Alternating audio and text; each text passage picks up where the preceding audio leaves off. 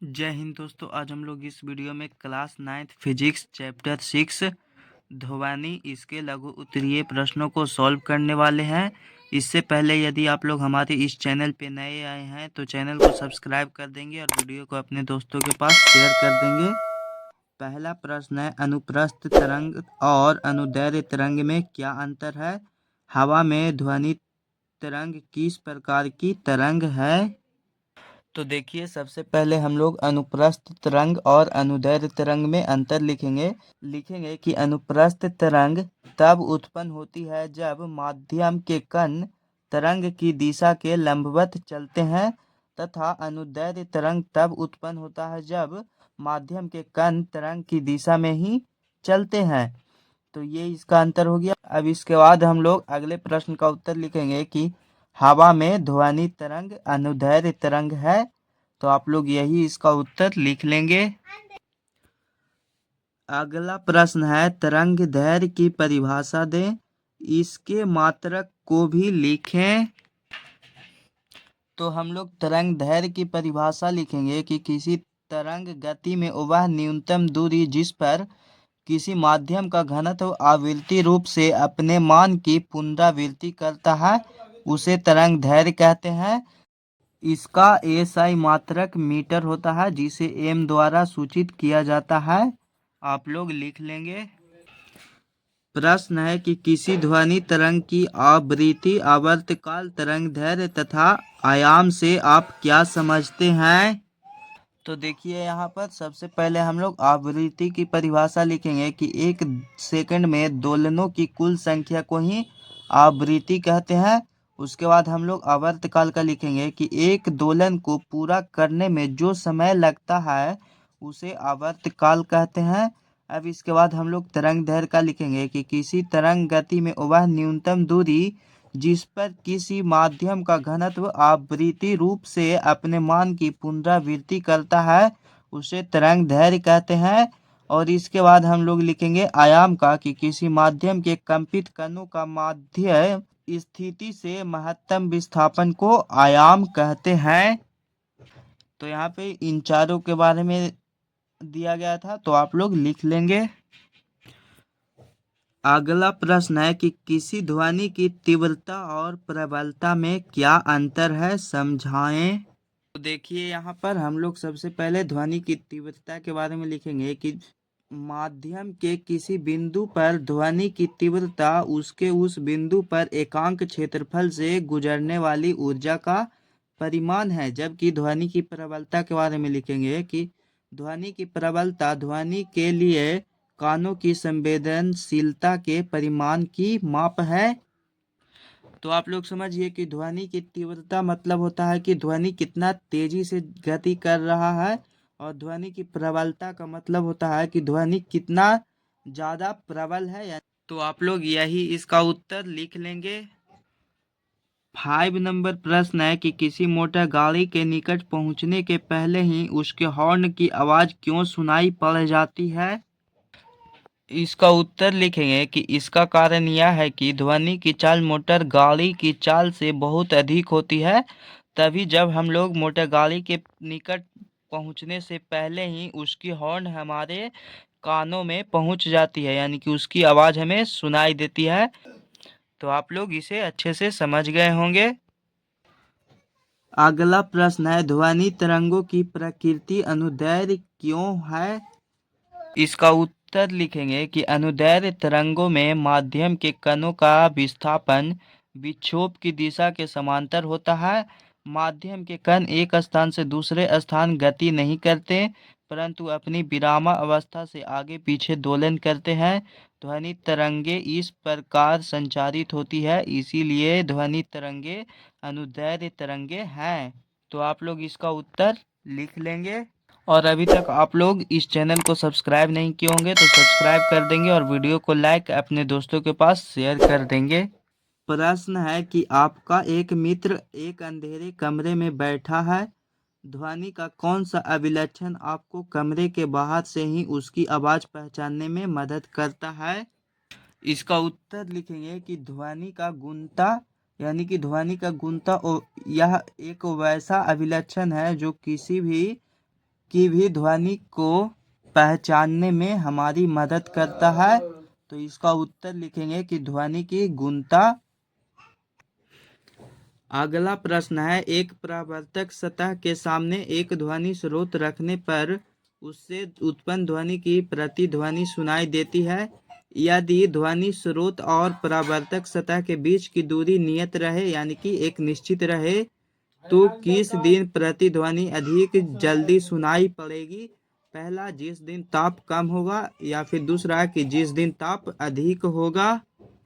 इसका उत्तर लिखेंगे कि जिस दिन ताप अधिक होगा उस दिन ध्वनि स्रोत की प्रतिध्वनि अधिक जल्दी सुनाई पड़ेगी, क्योंकि हम लोग जानते हैं कि ध्वनि की चाल ताप पर निर्भर करती है। तो जिस दिन ताप अधिक होगा उस दिन ध्वनि की चाल बहुत ही ज़्यादा अधिक होगी। तो इसीलिए इसका उत्तर होगा कि जिस दिन ताप अधिक होगा उस दिन आवाज़ जल्दी सुनाई पड़ेगी। आप लोग इसे समझ गए होंगे। प्रश्न है कि वैसे तो आकाश में तड़ित यानी कि बिजली की चमक तथा मेघ गर्जन साथ उत्पन्न होते हैं, परंतु चमक पहले दिखाई पड़ती है और मेघ गर्जन कुछ समय बाद। ऐसा क्यों? आप लोग देखे भी होंगे कि जब आसमान में बिजली चमकती है तो उसकी बिजली हमें पहले ही दिखाई पड़ती है और उसके बाद उसकी आवाज़ हमें हमारी कानों तक आती है। तो आखिर ऐसा क्यों होता है? इसका उत्तर लिखेंगे कि बिजली की चमक की प्रकाश 3 × 10 के पावर 3 मीटर प्रति सेकंड से चलकर प्रेक्षक की आंखों तक पहुंचती है, यानी कि देखने वाले व्यक्ति के आंखों के पास पहुंचती है। जबकि मेघ गर्जन की ध्वनि की चाल 330 मीटर प्रति सेकंड से चलकर प्रेक्षक के कानों तक पहुंचती है, यानी कि चमक की जो स्पीड होती है वह बहुत ही ज़्यादा स्पीड होती है, जबकि मेघ गर्जन की यानी कि बादल के गरजने की जो स्पीड उसकी होती है वह होती है 330 मीटर प्रति सेकंड। तो इसीलिए चमक को प्रेक्षक तक पहुंचने में कम समय लगता है, यानी कि बिजली की चमक होती है वह हमारे आंखों तक जल्द ही पहुंच जाती है क्योंकि उसकी स्पीड बहुत अधिक होती है। और मेघ गर्जन की जो आवाज़ होती है वह हमारे कानों तक देर में पहुंचती है क्योंकि उसकी स्पीड चमक की अपेक्षा कम होती है। तो आप लोग इसे अच्छे से समझ गए होंगे। 10 नंबर प्रश्न है कि क्या ध्वनि परावर्तन की उन्हीं नियमों का पालन करती है जिनका प्रकाश तरंगे करती है? इन नियमों को लिखें। इसका उत्तर लिखेंगे कि हाँ, ध्वनि परावर्तन उन्हीं नियमों का पालन करती है जिनका प्रकाश तरंगे करती है, यानी कि प्रकाश के परावर्तन। तो इसका पहला नियम है कि आपतित ध्वनि, परावर्तित ध्वनि और आपतन बिंदु से परावर्तक सतह पर डाला गया अभिलंब तीनों एक ही समतल में होते हैं। जैसे कि आपतित ध्वनि, परावर्तित ध्वनि और इस पे बीच में डाला गया अभिलंब तीनों एक ही समतल में होते हैं। और दूसरा कि आपतन कोण और परावर्तन कोण बराबर होते हैं, यानी कि जब आपतित किरण आएगी तो उस पर एक कोण भी बनेगा जिसको आपतन कोण कहते हैं। और जब ध्वनि इस दिशा से इस दिशा की ओर वापस होगी तो इसे कहते हैं परावर्तित ध्वनि। तो जब यहाँ पे भी एक कोण बनेगा तो इसे भी कहा जाता है परावर्तन कोण। तो ये दोनों कोण बराबर होते हैं, आपतन कोण और परावर्तन कोण। इसका उत्तर आप लोग अच्छे से लिख लेंगे। अगला प्रश्न है कि ध्वनि तरंगों के परावर्तन के दो व्यावहारिक उपयोग का उल्लेख करें। तो देखिए, ध्वनि तरंग के परावर्तन के दो व्यावहारिक उपयोग, जैसे कि स्टेथोस्कोप यानी कि जिसे आला बोला जाता है, डॉक्टर्स जो होते हैं वो इससे मरीजों का देखभाल करते हैं। और दूसरा लाउड स्पीकर यानी कि डीजे ये सभी में लगा होता है। प्रश्न है कि प्रतिध्वनि किसे कहते हैं, यह कब सुनाई पड़ती है?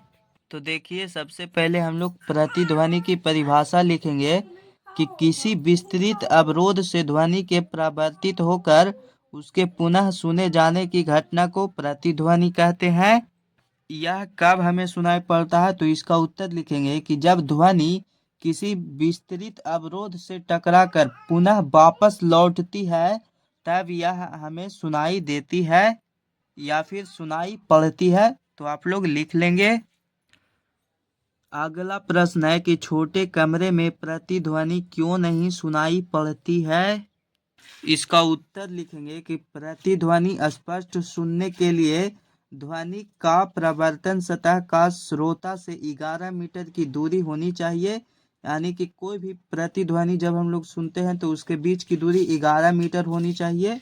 अतः छोटे कमरे में प्रवर्तक सतह 11 मीटर से कम होता है, जिससे छोटे कमरे में प्रतिध्वनि सुनाई नहीं पड़ती है। यानी कि जो छोटा कमरा होता है वह 11 मीटर से कम होता है श्रोता के बीच से कमरे की दूरी, इस कारण प्रतिध्वनि सुनाई नहीं पड़ती है। तो आप लोग इसे समझ गए होंगे। प्रश्न है कि श्रुति निर्बंध किसे कहते हैं और इसका मान कितना होता है। इसका उत्तर लिखेंगे कि मनुष्य द्वारा सुनी गई ध्वनि का प्रभाव उसके मस्तिष्क में 1/15 सेकंड तक रहता है, उसे श्रुति निर्बंध कहते हैं। लिखेंगे कि इसका मान 1/15 सेकंड होता है। 15 नंबर प्रश्न है कि अनुरणन से आप क्या समझते हैं, इसे किस प्रकार कम किया जाता है। इसका उत्तर लिखेंगे कि किसी बड़े हॉल या सभा भवन में ध्वनि निर्बंध बारंबार प्रवर्तन के कारण होता है, इसे अनुरणन कहते हैं। इसे कम करने के लिए पर्दे लगाना चाहिए। अगला प्रश्न है कि प्राश्रव्य तरंगों का उपयोग वस्तुओं को साफ करने में कैसे किया जाता है। इसका उत्तर लिखेंगे कि इस तरंगों का उपयोग वस्तुओं के उन भागों को साफ करने में किया जाता है जिन तक पहुंचना कठिन होता है, जैसे कि सर्पिलाकार नली। जिन वस्तुओं को साफ करना होता है उन्हें साफ करने वाले घोल में रखा जाता है और इस घोल में प्राश्रव्य तरंगें भेजी जाती है। इन तरंगों की उच्च आवृत्ति के कारण धूल कण, गंदगी के कण, चिकने पदार्थ अलग होकर नीचे गिर जाते हैं और वस्तु साफ हो जाती है। तो आप लोग इसे लिख लेंगे। आप लोग अभी तक चैनल को सब्सक्राइब नहीं किए होंगे तो सब्सक्राइब कर देंगे, वीडियो को लाइक एंड अपने दोस्तों के पास शेयर कर देंगे। अब इसका लास्ट 17 नंबर प्रश्न है कि कंसर्ट या बड़े सभा भवन में हॉल या सभा भवन की छतें वक्राकार क्यों होती है।